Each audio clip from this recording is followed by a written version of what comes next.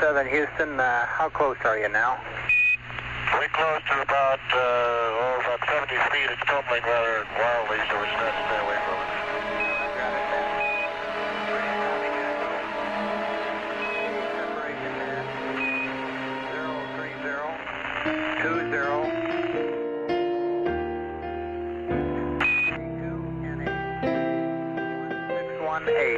Yeah, the small panel on the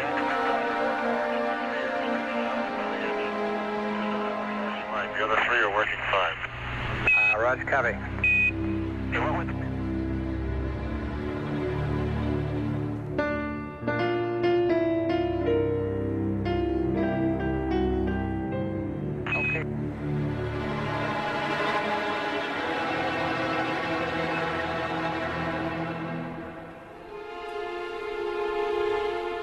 Pour les voyageurs envoyés sur la Lune, le mouvement initial est mal avisé.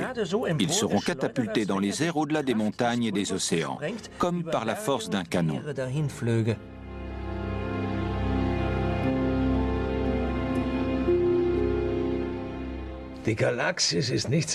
La Voie lactée n'est rien d'autre qu'une collection d'innombrables étoiles. Où que l'on pointe la lunette, l'œil en distingue une vaste quantité.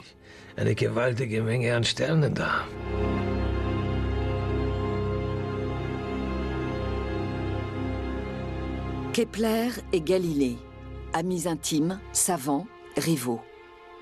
Les deux hommes ont vécu il y a plus de 400 ans, à une époque où la science moderne n'en était qu'à ses balbutiements. À Pise, la place des miracles n'a guère changé depuis 1583. À cette époque, les universités de la ville comptent parmi les plus prestigieuses du monde, et la science, la philosophie et la religion ne forment qu'une seule et même discipline.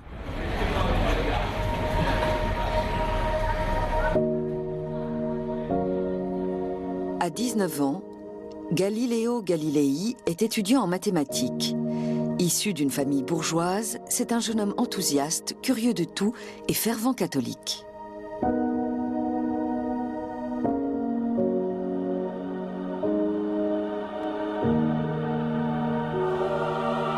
Un jour, cette insatiable curiosité le détourne de la prière.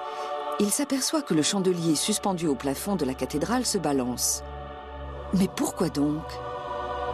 Peut-on calculer et prévoir ces oscillations? Galilée creuse la question.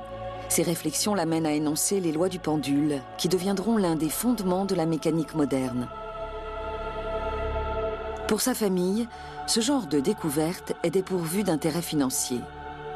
Or, l'argent vient justement à manquer, et le père de Galilée le rappelle à Florence, sa ville natale.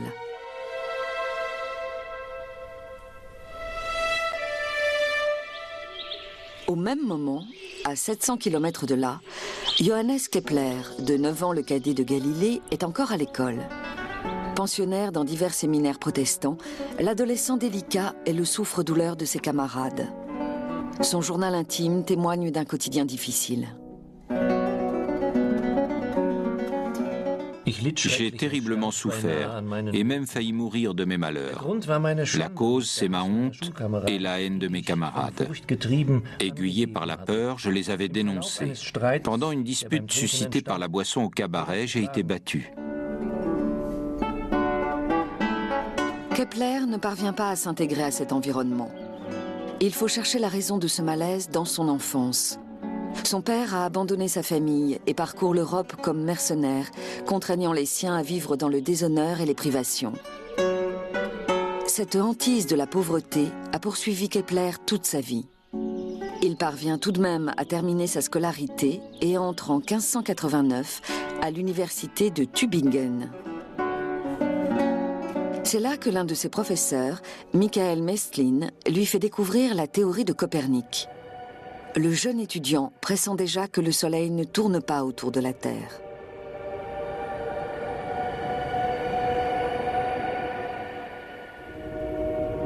De son côté, Galilée tient tête à son père et retourne à Pise. Son cursus n'est pas achevé, mais il va y devenir professeur.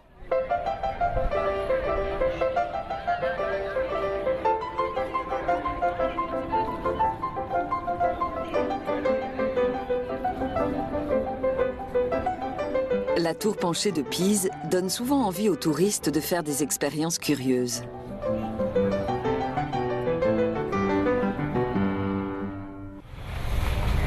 Galilée considère également que l'observation et l'expérimentation sont plus importantes que le commentaire et l'interprétation des anciens.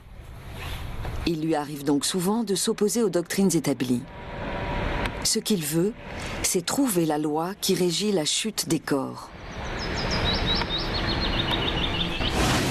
Pour ce faire, il ne jette pas d'objets du haut de la tour de Pise comme le prétend la légende. Il construit dans son laboratoire un plan incliné sur lequel il fait rouler des billes et les chronomètre avec une clepsydre. Galilée fait également preuve d'une certaine irrévérence. Dans un poème satirique, il ironise sur le port de la toge professorale en termes assez crus. Selon lui, elle empêche les savants d'aller discrètement au bordel et les pauvres érudits doivent donc se rabattre sur la masturbation, une bien piètre consolation à son avis.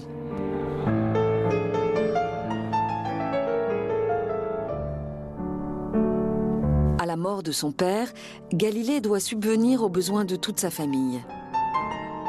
Aussi, lorsqu'une chaire se libère à l'université de Padoue, il saute sur l'occasion. Le salaire y est bien plus élevé qu'à Pise.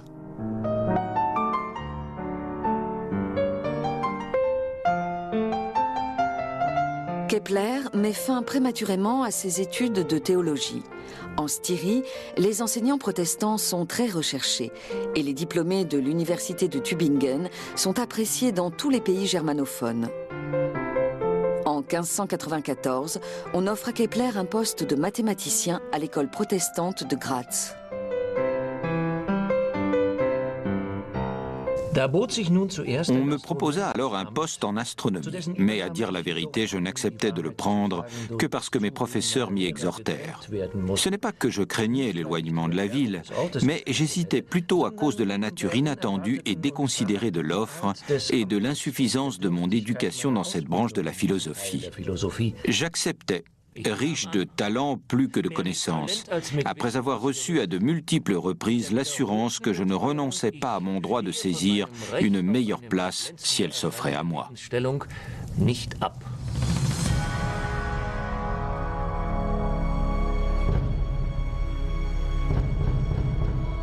À cette époque, Graz est au cœur d'une guerre de religion qui, bien que locale, n'en est pas moins violente. La ville est divisée en deux camps ennemis.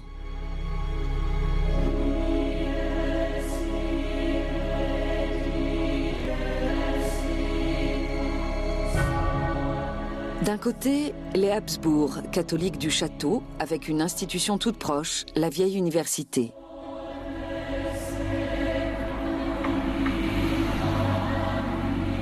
La cathédrale de Graz est leur église paroissiale.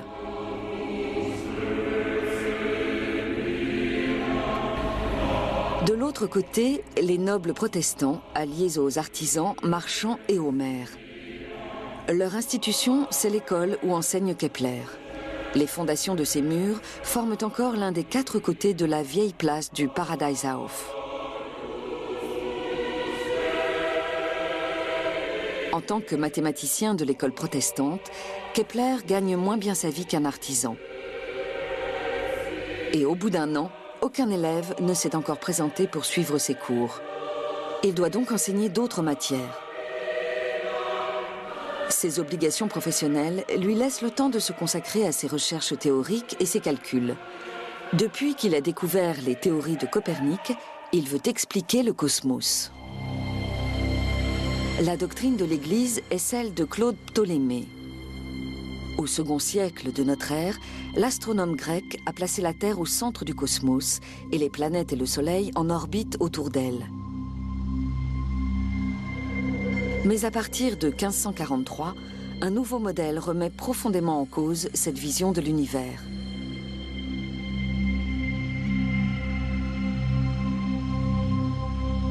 Cette année-là, Nicolas Copernic meurt, laissant derrière lui une œuvre majeure, des révolutions des sphères célestes.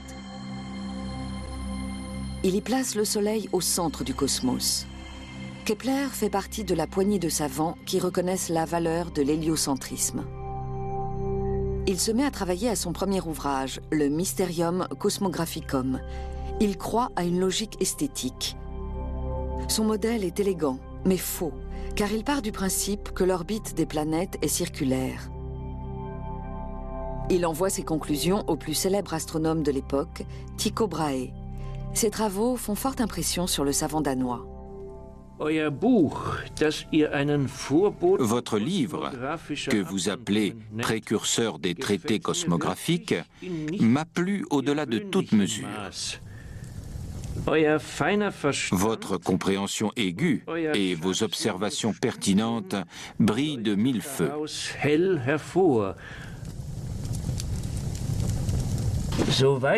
Si je puis vous être de quelque utilité dans ces recherches ardues, vous ne me trouverez jamais inaccessible. Et vous me ferez le plus grand plaisir si vous me rendez visite, afin que nous puissions nous entretenir longuement et de vive voix de ce sujet sublime.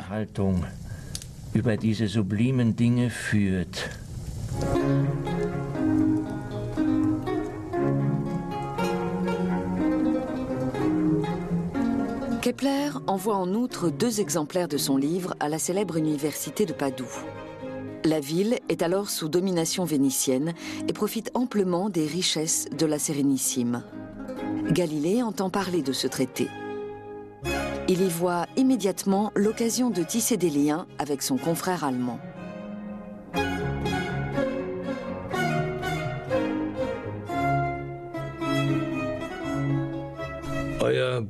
Le livre, mon très savant confrère, que vous m'avez fait parvenir par l'intermédiaire de Paulus Amberger, est arrivé en ma possession il y a non pas quelques jours, mais quelques heures.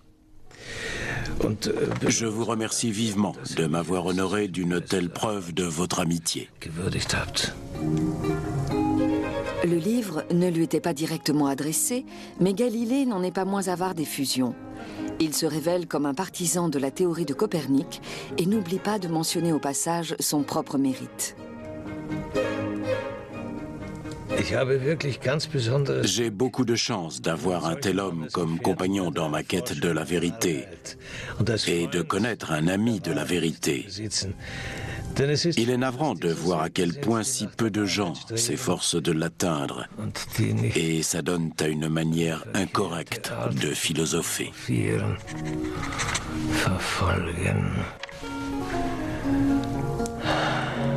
À cette époque, Galilée n'a encore rien publié, à l'exception d'un manuel d'instruction fort utile pour l'usage d'un compas militaire.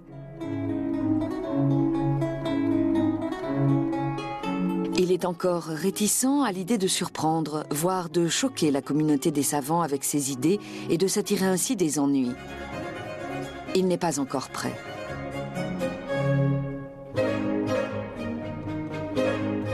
Il l'avoue avec quelque embarras à son confrère allemand. Le destin de Copernic, notre maître, refroidit mes ardeurs. Il a acquis auprès de quelques-uns d'entre nous une gloire immortelle, mais il est moqué et ridiculisé par les foules, car c'est ainsi, le monde est peuplé d'imbéciles. J'oserais certainement faire part de mes réflexions ouvertement si davantage de gens pensaient comme vous. Mais puisque ce n'est pas le cas, je ne le ferai pas. Peut-être a-t-il aussi simplement trop de distractions. À Venise, les femmes sont charmantes et les mœurs très libérales. 2 éléments peu conciliables avec la recherche éthérée des secrets de l'univers. Galilée résiste à beaucoup de choses, mais pas à la tentation. Sa tentation s'appelle Marina Gamba. Elle n'exige rien. Pour l'ambitieux professeur, le mariage est hors de question. Marina vient d'un milieu modeste et ne peut fournir de dot. Elle risquerait d'empêcher le savant de conquérir les hautes sphères de la société. Malgré tout, 3 enfants vont naître de leur union.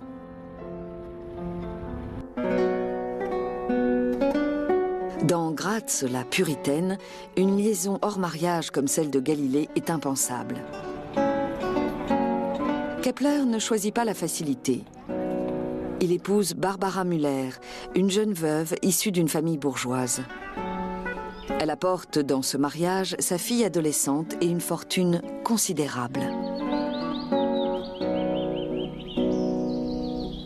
Kepler espère s'assurer ainsi une existence à l'abri du besoin et pouvoir se consacrer à ses recherches. Le savant protestant ne comprend pas les hésitations de son confrère catholique. Soyez confiant, Galilée, et n'hésitez plus. Si je ne me trompe pas, peu de mathématiciens de quelque valeur sont d'un autre avis que le nôtre. C'est toute la force de la vérité.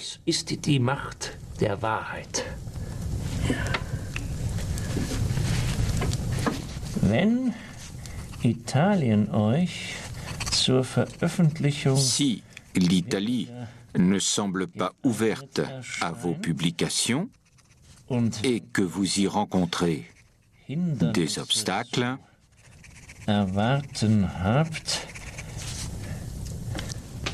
l'Allemagne vous accordera peut-être cette liberté. Cette proposition ne fait que renforcer la perplexité de Galilée. Il va mettre 13 ans à se débarrasser de ses scrupules. Le naïf Kepler n'a apparemment pas la moindre idée de ce que vise le savant italien. Quelle que soit la force de la vérité, ici, c'est sa carrière qui est en jeu. Galilée et Kepler sont deux personnalités totalement opposées.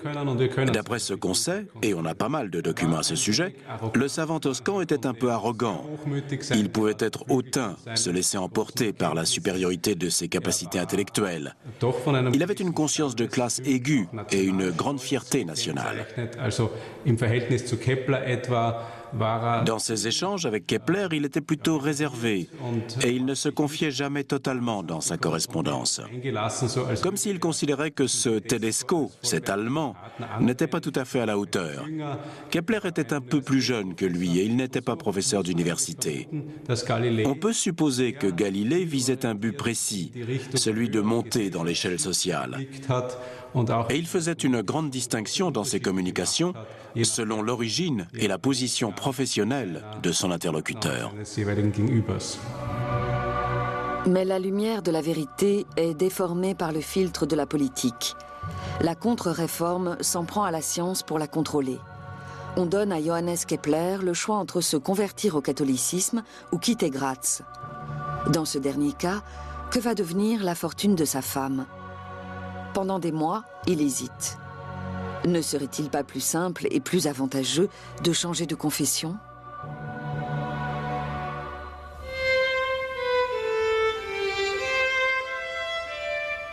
Pour finir, les Kepler décident de prendre un nouveau départ.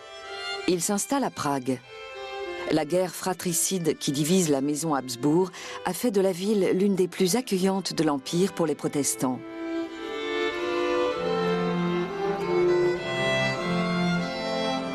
En outre, le mathématicien impérial, Tycho Brahe, a promis de l'accueillir à bras ouverts et de lui procurer une place.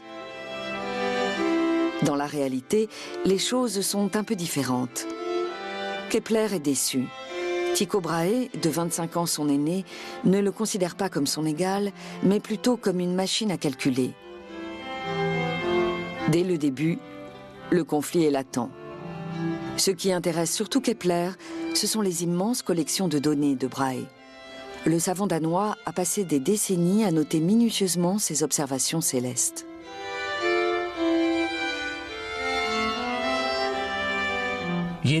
Chacun de ces instruments coûte davantage que toute ma fortune et que celle que ma famille mise ensemble rapporte. Il est prodigieusement riche, mais comme la plupart des hommes fortunés, il ne sait pas employer ses biens à bon escient. Il faut donc, et j'ai modestement contribué à la réalisation de ce projet, le séparer de sa richesse et lui arracher la décision de publier ses observations. Le jugement que porte Kepler sur son illustre confrère est peut-être teinté de jalousie. Bientôt, Tycho Brahe lui confie une lourde tâche, celle de calculer l'orbite de Mars. En effet, la planète rouge décrit dans le ciel des mouvements erratiques. Aujourd'hui, nous savons que sa trajectoire résulte des vitesses de révolution différentes de la Terre et de Mars. Tycho n'est pas partisan de la vision copernicienne du cosmos. Il a construit son propre système. Selon lui, le Soleil et la Lune tournent autour de la Terre et toutes les autres planètes tournent autour du Soleil.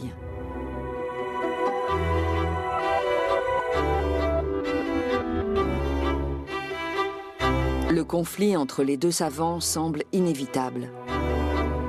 Et pas seulement du fait de leurs différends cosmologiques. C'étaient des disputes incessantes. Au début, Kepler avait essayé de les éviter, mais il n'a pas supporté bien longtemps de jouer le rôle du petit assistant. C'est ainsi que Tycho Brahe le considérait. En fait, Tycho exploitait tout le monde, ses assistants, ses filles, ses gendres et même sa femme, pour faire ses observations. Il était clair que ça ne pouvait pas durer, mais Tycho est mort avant qu'il n'arrive au point de rupture. Tycho Brahe meurt en 1601, un an après l'arrivée de Kepler à Prague. L'empereur Rodolphe II le nomme successeur de l'astronome.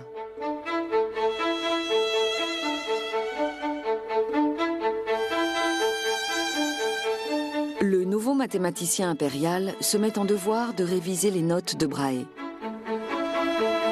Interprétées correctement, les données collectées révèlent alors des informations sensationnelles.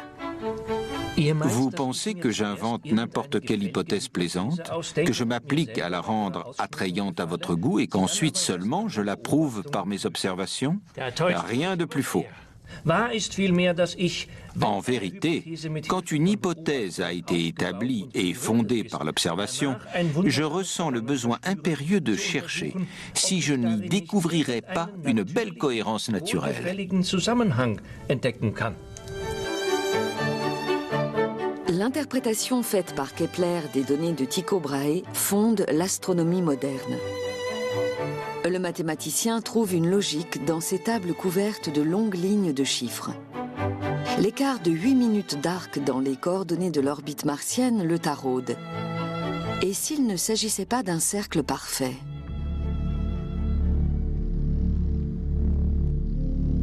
La clé de l'énigme, c'est le cercle excentré. La première loi de Kepler vient de naître. Les planètes décrivent une ellipse dont le Soleil occupe l'un des foyers. Les données de Tycho Brahe conduisent Kepler à énoncer une deuxième loi, la loi des aires. Le rayon Soleil-planète balaie des aires égales pendant des intervalles de temps égaux. Autrement dit, si on marque deux segments de temps égaux le long de l'orbite, les aires des zones triangulaires formées avec le Soleil seront elles aussi égales. En 1609, Kepler publie ces deux lois dans son Astronomia Nova, la nouvelle astronomie. C'est une œuvre révolutionnaire.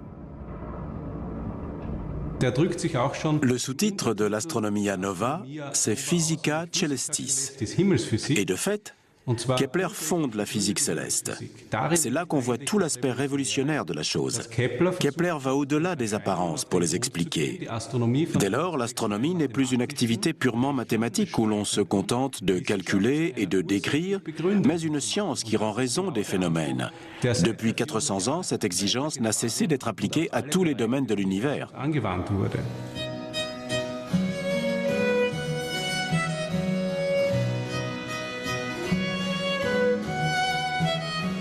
À Padoue, Galilée s'attelle à des problèmes moins complexes mais bien plus lucratifs. Il met ses compétences au service des arsenaux de Venise, alors en plein essor. Il calcule par exemple l'angle qui garantit au canon une portée maximale. L'Europe se prépare à la guerre de 30 ans.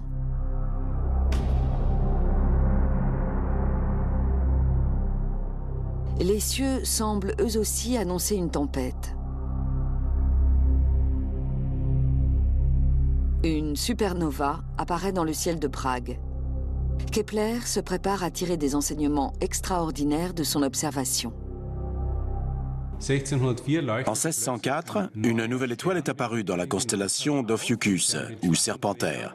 Elle est restée visible pendant plusieurs mois, et puis son éclat affaibli et soudain, elle a disparu.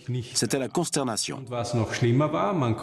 Pire encore, Kepler démontre en usant simplement du calcul trigonométrique qu'elle est plus éloignée que la Lune.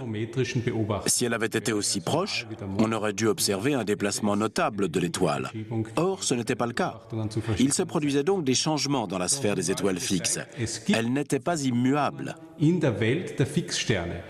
Aujourd'hui, nous interprétons ce phénomène comme l'explosion d'une étoile dont il reste encore des rémanents. Mais à l'époque, tout d'un coup, la vision du monde est devenue dynamique. On a compris que le cosmos était vivant, pour ainsi dire.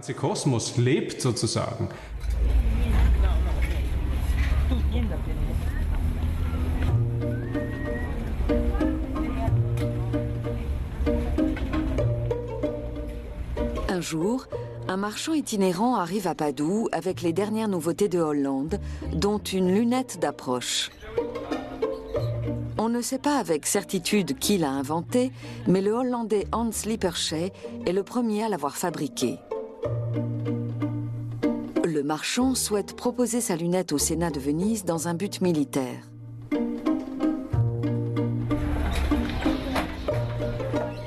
Il en demande 1000 sequins. Paolo Sarpi, conseiller influent de la Sérénissime et ami intime de Galilée, désapprouve l'achat. « Attendons de voir, dit-il, si Galilée ne peut pas en fabriquer une meilleure encore. »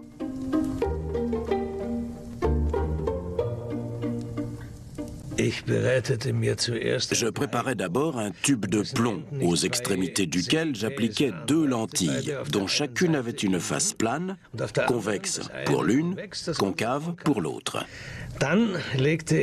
Plaçant ensuite l'œil à la partie concave, je vis les objets assez grands et assez rapprochés, 3 fois plus rapprochés et 9 fois plus grands qu'à l'œil nu.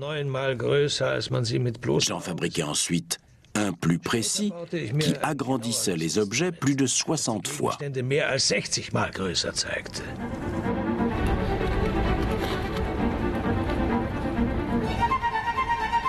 C'est un succès complet. Mais Galilée ne souhaite pas vendre sa lunette. En tout cas, pas tout de suite. Ce ne serait pas digne de lui. Après tout, il n'est pas un simple artisan. Il l'offre donc au Sénat de Venise après une démonstration éblouissante au sommet du Campanile. La Sérénissime n'est pas ingrate. Galilée est nommé professeur à vie de l'université de Padoue et ses émoluments sont doublés.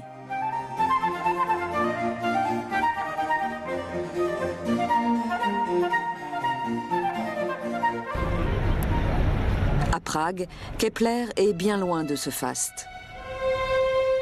Il a bien été appointé mathématicien de la cour impériale, mais il s'avère que c'est une charge sans revenu.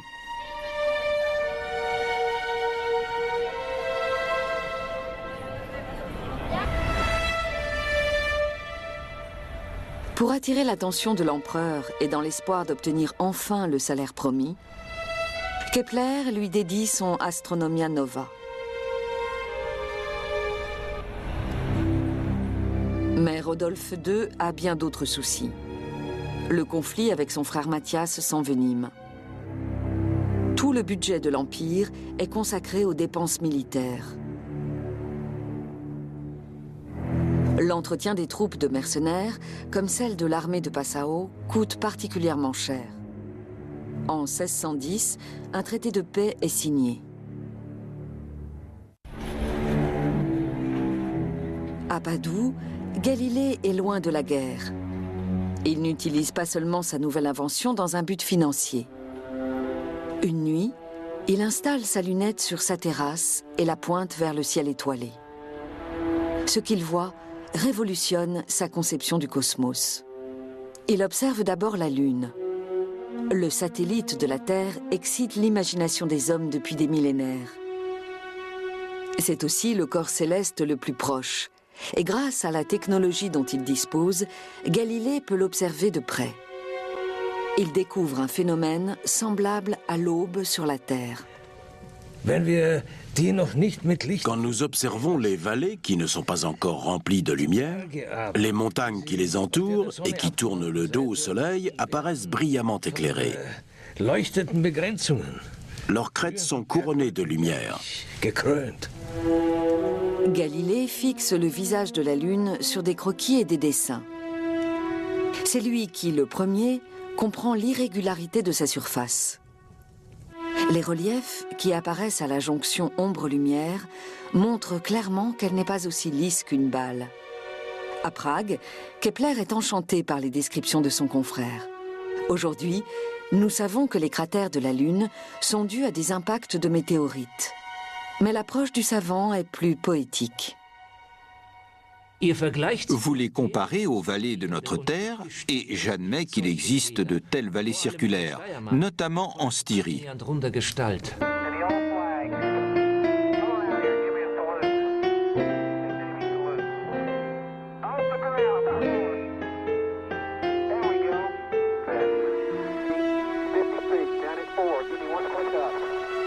Galilée n'est pas le premier à pointer sa lunette vers le ciel.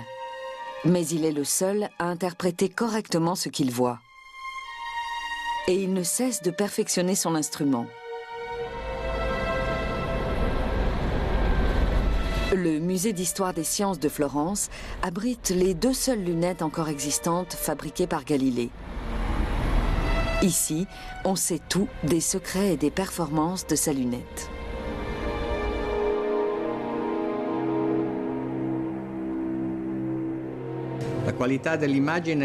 La qualité de l'image était bien supérieure à ce qui se faisait à l'époque, et ce pour 2 raisons.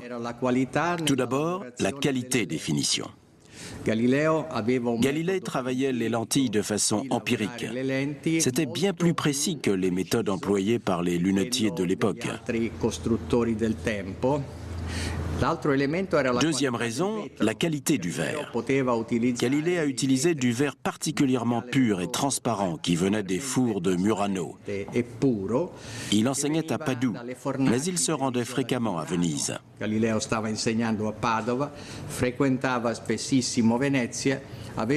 Là-bas, il s'était lié d'amitié avec les verriers de Murano et il a pu obtenir un matériau dont la pureté garantissait une bien meilleure précision.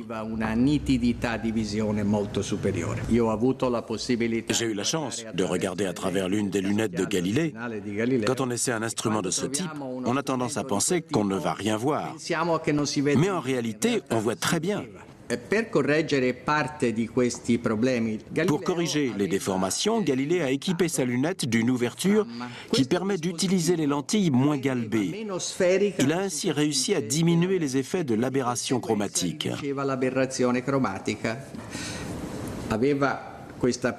Mais ce système a des inconvénients. Il réduit considérablement le champ de vision. Galilée ne pouvait voir qu'un quart ou un tiers de la Lune à la fois. Il devait mémoriser la section qu'il venait d'observer, puis passer à la suivante et rassembler ensuite ces données sur papier. Au cours de ces nombreuses nuits d'observation, Galilée découvre 4 nouveaux corps célestes, les lunes de Jupiter. Il les baptise étoiles médicéennes, en l'honneur des Médicis, la maison la plus puissante d'Italie. Une décision aussi modeste que calculée. Le savant flatte le jeune Côme II, l'un de ses anciens élèves, dans l'espoir d'obtenir un poste mieux rémunéré à Florence, la cité des Médicis.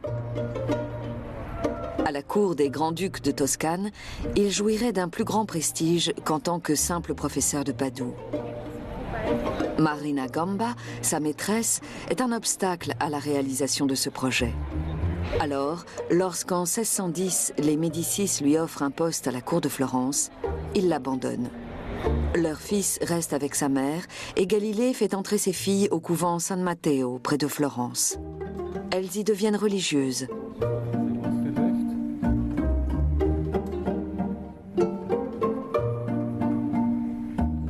Sa fille aînée, sa préférée, prend le nom de sœur Marie-Céleste. Galilée reste en contact avec elle jusqu'à sa mort. le savant s'investit de plus en plus dans ses recherches scientifiques. C'est à cette époque qu'il publie le Sidereus Nuncius, le messager des étoiles. Dans cet ouvrage, il décrit en détail les corps célestes qu'il a découverts. Les Médicis, auxquels le livre est dédié, sont encore sceptiques. Ils craignent que ces planètes baptisées en leur nom ne les couvrent de ridicule. Kepler vient en aide à son confrère. Ingénieux Galilée, je veux louer vos infatigables efforts comme ils le méritent. Vous avez fait fi de vos scrupules et sans hésitation.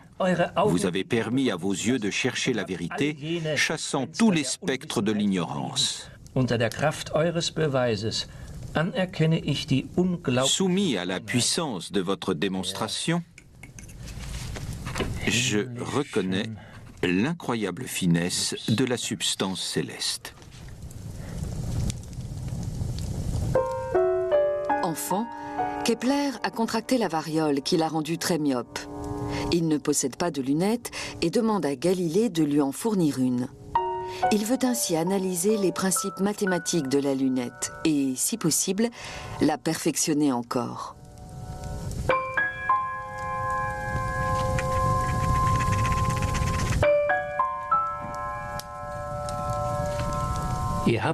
Vous avez éveillé en moi le vif désir de voir votre invention, afin de pouvoir, comme vous, admirer le spectacle des cieux.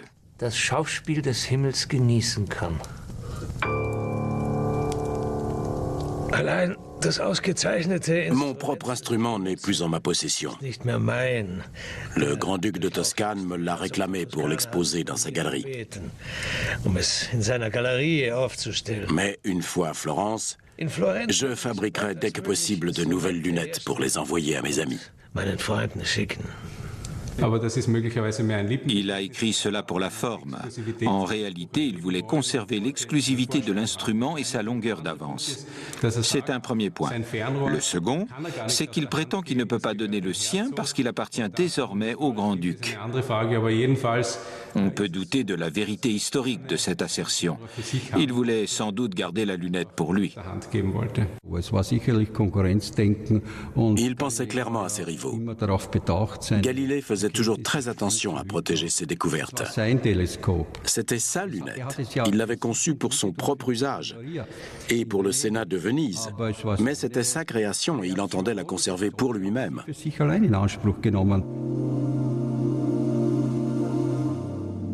Johannes Kepler doit donc se résoudre à se fabriquer sa propre lunette. Sa qualité n'égale pas celle de l'instrument de Galilée, mais il met au point une formule optique qui est au fondement de l'observation spatiale moderne. Au lieu d'une lunette, Galilée envoie à son confrère des phrases mystérieuses et des jeux de mots abscons.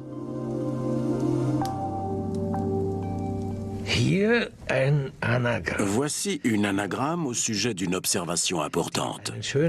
Elle contient une belle preuve de la vision du monde selon Pythagore et Copernic. Haec immatura meiam frustra leguntur. O epsilon.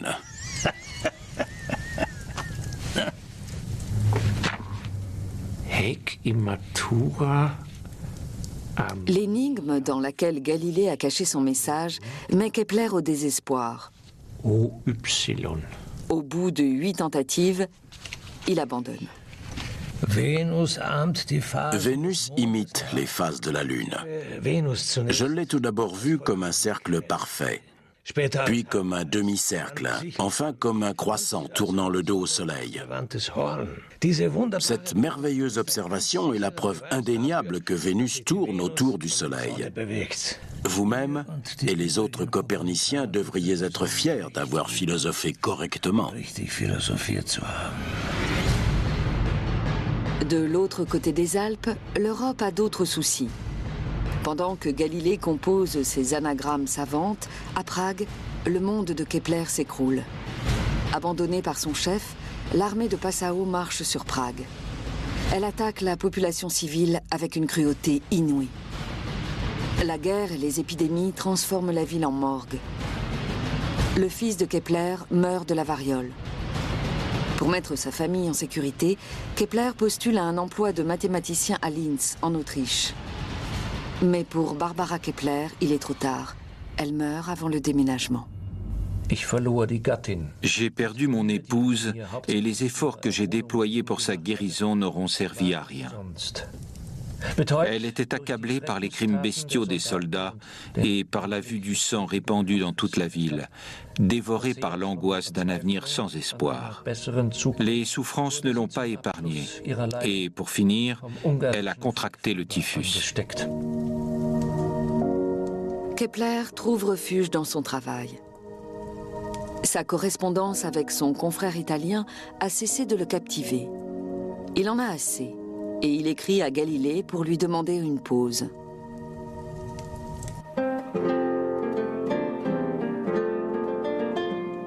Pour Galilée, cette requête tombe à point nommé. Son nouvel emploi auprès des Médicis est plus contraignant qu'il ne l'avait prévu. Vivre à la cour florentine est un emploi à plein temps.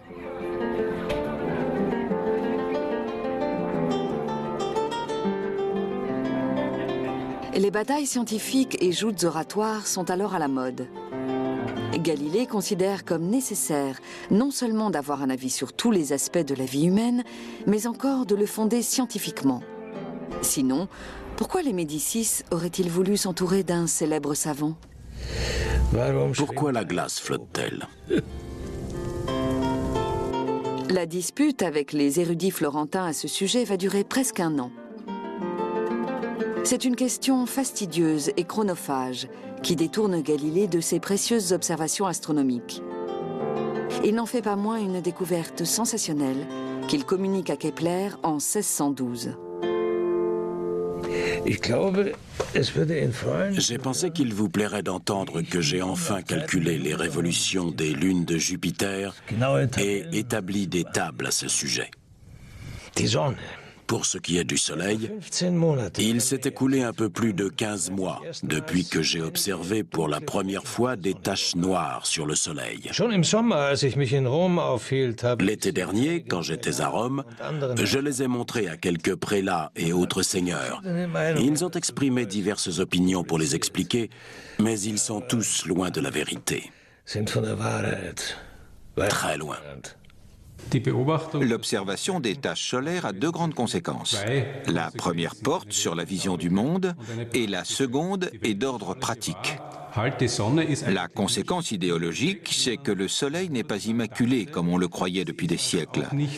Ce n'est pas un corps divin ou un être divin, mais un corps matériel sur lequel des taches apparaissent et disparaissent. La conséquence pratique est bénéfique, parce qu'on a désormais une structure. Le Soleil tourne sur lui-même et grâce à ces taches, on peut calculer la durée de sa rotation. C'est là encore une révolution. Cette découverte révolutionnaire mettra du temps à parvenir à Kepler, qui s'est installé à Linz. À Linz, nous ne disposons pas de service postal. Les messagers sont hostiles envers les érudits. Les travaux de son confrère italien ont perdu de leur importance aux yeux de Kepler.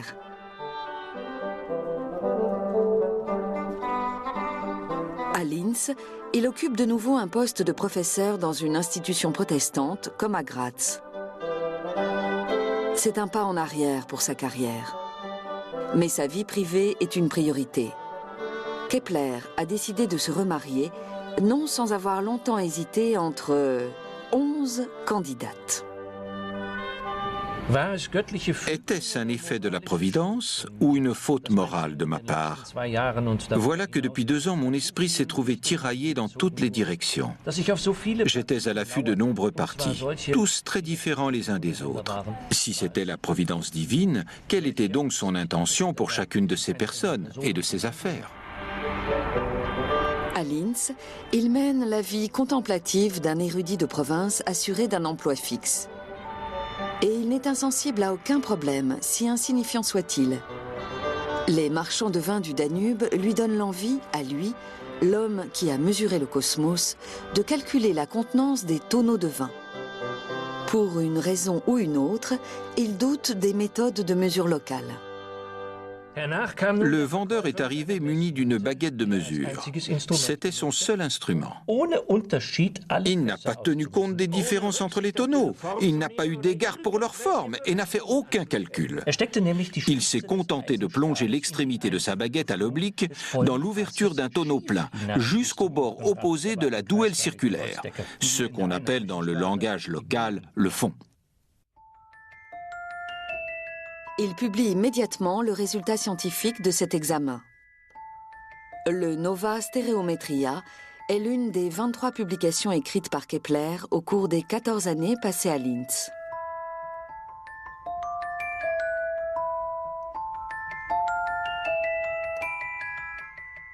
Dans la petite ville autrichienne, Kepler a enfin le temps et le loisir de laisser sa curiosité le guider. C'est ainsi que le 15 mai 1618, de façon soudaine d'après ses déclarations, il découvre sa troisième loi et ouvre la voie à l'astronomie moderne.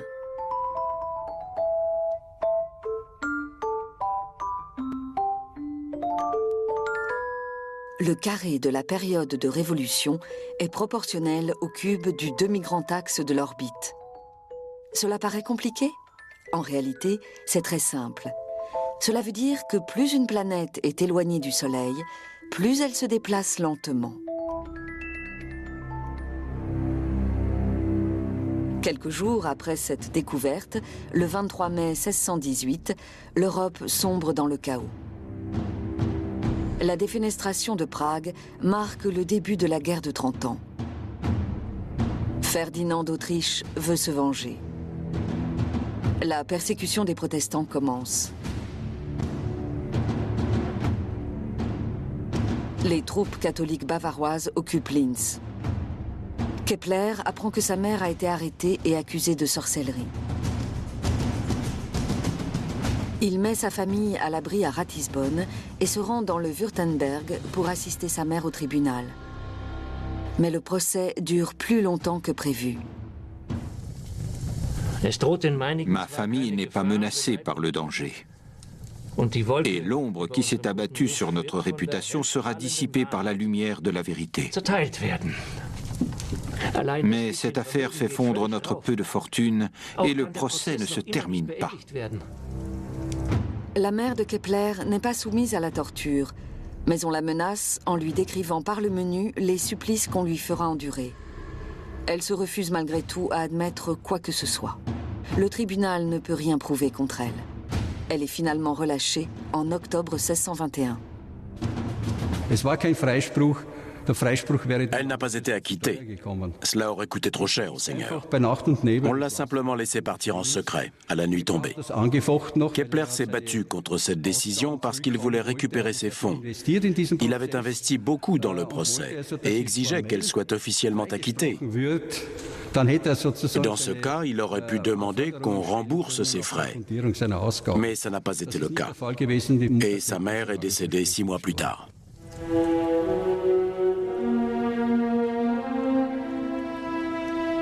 Pendant ce long procès, et bien qu'il soit toujours sur les routes, Kepler travaille à ses 2 prochaines œuvres, l'harmonie du monde et l'abrégé d'astronomie copernicienne.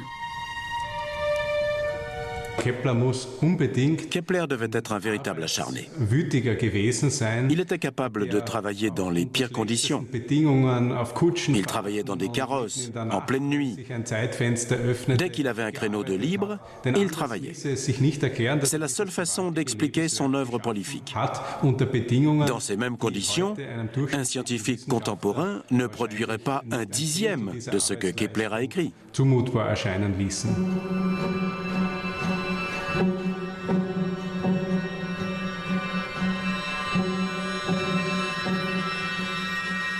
En Italie, son abrégé d'astronomie copernicienne est mis à l'index. La théorie de Copernic vient en effet d'être interdite par décret, 80 ans après la mort du savant polonais. Les procédés irréfléchis de certains qui n'exposent pas les théories de Copernic au bon endroit, ni selon une méthode adéquate, ont mené à l'interdiction de la lecture de Copernic, qui avait été autorisée 80 ans durant. On attend que son livre soit amélioré. Ces accusations visent directement Galilée. Kepler a appris que le savant florentin présente le résultat de ses réflexions avec trop d'arrogance. Mais personne ne veut attaquer de front le célèbre astronome. Alors on s'en prend à la théorie copernicienne, qui constitue le fondement de la pensée de Galilée. C'est une solution élégante. À partir de maintenant, celui qui affirmera que la Terre tourne autour du Soleil sera considéré comme un hérétique, imparable. La renommée de Galilée décline. Il passe quelque temps sans faire paraître de nouvelles découvertes. Ses adversaires deviennent chaque jour plus forts et plus puissants. Mais en 1623, la publication d'Il Saggiatore, l'essayeur, le remet sur le devant de la scène scientifique. 5 ans plus tôt, en 1618, 3 comètes étaient apparues dans le ciel en l'espace d'un an. Galilée n'avait pu les observer. Dans l'essayeur, il ridiculise la bêtise de ses confrères et affirme que les comètes sont de simples réflexions de la lumière dans l'atmosphère terrestre. Ce sont des phénomènes optiques et en aucun cas des corps célestes.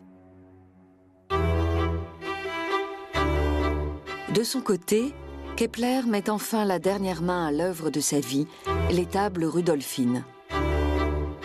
Il ne reste qu'à publier ce catalogue monumental. Il pense le faire à Linz, mais une révolte paysanne anéantit ce projet. Une fois de plus, Kepler doit fuir pour mettre sa famille et son travail en sécurité. Il installe sa famille à Ratisbonne et prend la route en quête d'argent et d'une imprimerie. Les tables rudolphines sont l'œuvre de sa vie. Pour la première fois, il y applique l'hypothèse de l'ellipse aux lois qu'il a énoncées pour calculer ce qu'on appelle les éphémérides, c'est-à-dire la prédiction de la position des planètes. C'est un sujet qui passionne le public. Tout le monde veut de meilleures prédictions à ce sujet. Et cela devient possible avec ces tables basées sur les lois de Kepler. Si le sujet intéresse tant le public, c'est que la connaissance du mouvement des planètes est nécessaire à la rédaction des horoscopes. Plus la position des planètes est déterminée avec précision, plus les prédictions ont de chances d'être exactes. Au même moment, Galilée pense atteindre le sommet de sa carrière. Surestimant son prestige, il s'aventure en terrain miné et affirme que le système géocentrique de Ptolémée n'est pas scientifique. En formulant cette hérésie, il défie ouvertement l'Église. Pour tenter de rendre ses idées révolutionnaires moins provocantes, Galilée les présente sous forme d'un dialogue fictif sur le système du monde. Le savant espère ainsi esquiver les attaques de l'Inquisition. Mais il a tort. Si le dialogue contribue à sa gloire, il précipite aussi sa chute.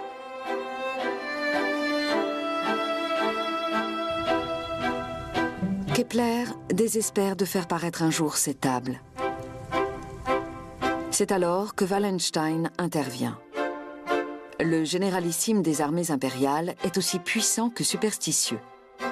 Il est féru d'horoscopes et apprécie donc beaucoup les travaux de Kepler.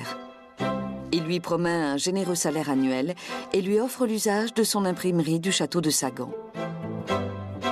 Kepler accepte l'offre, mais il doute que Wallenstein soit un mécène fiable. Je dois me hâter de finir ce que j'ai commencé. Si je devais quitter Sagan, je préférerais laisser derrière moi une œuvre complète, plutôt que des fragments épars. Les tables sont finalement imprimées et mises en vente.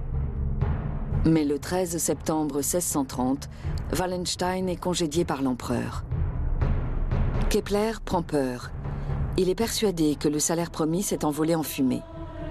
Il retourne à Ratisbonne auprès de sa famille dans l'idée de solliciter un poste auprès de l'empereur. Mais toutes ces épreuves ont miné sa santé. Il meurt épuisé le 15 novembre 1630. Et Johannes Kepler est enterré à Ratisbonne, au cimetière protestant de Saint-Pierre. Je mesurais les cieux, je mesure à présent les ombres de la terre. L'esprit était céleste, si gît l'ombre du corps.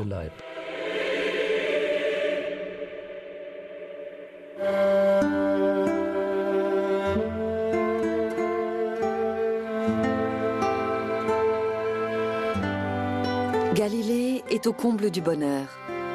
En 1631, il loue une villa à Arcetri, dans les collines à l'orée de Florence. Il peut ainsi vivre tout près du couvent qui abrite ses filles. Mais sa joie est de courte durée. L'Inquisition a trouvé matière à attaquer Galilée dans son dialogue. Le vieux savant est cité à comparaître à Rome. Son procès est le plus célèbre de l'histoire des sciences. Une fois encore, il a surestimé la puissance de son prestige. Je crois que Galilée s'est constamment surestimé. Et pas seulement en reconnaissant ouvertement la valeur de la théorie copernicienne. Son œuvre majeure, le dialogue, est écrite à la fois en latin et en italien. Évidemment, la curie n'a pas apprécié. On s'est dit, s'il commence à écrire en italien et que les gens lisent cela pourra mettre l'Église en danger. Peu de gens savaient lire à l'époque, mais la menace était tout de même suffisante, car l'héliocentrisme est contraire à la doctrine de l'Église. Le Saint-Office devait réagir, c'était nécessaire. Et sa réaction ne se fait pas attendre. Galilée est contraint de se rétracter. C'est un homme brisé qui revient de Rome en 1633. Sa maison d'Arcetri est maintenant synonyme d'exil. Il y est confiné en résidence surveillée. Et le destin n'en a pas fini avec lui.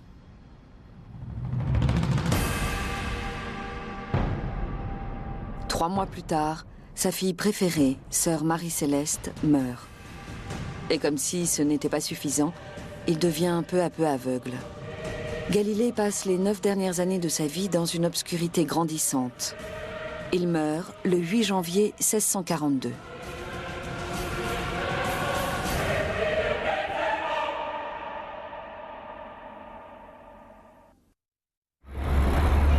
90 ans plus tard, en 1736, un mausolée est érigé près de sa tombe dans la basilique Santa Croce à Florence. Il faudra encore attendre un siècle pour que ces dialogues soient retirés de la liste des livres interdits en 1835. Et en 1992, Galilée est officiellement réhabilité par le pape Jean-Paul II.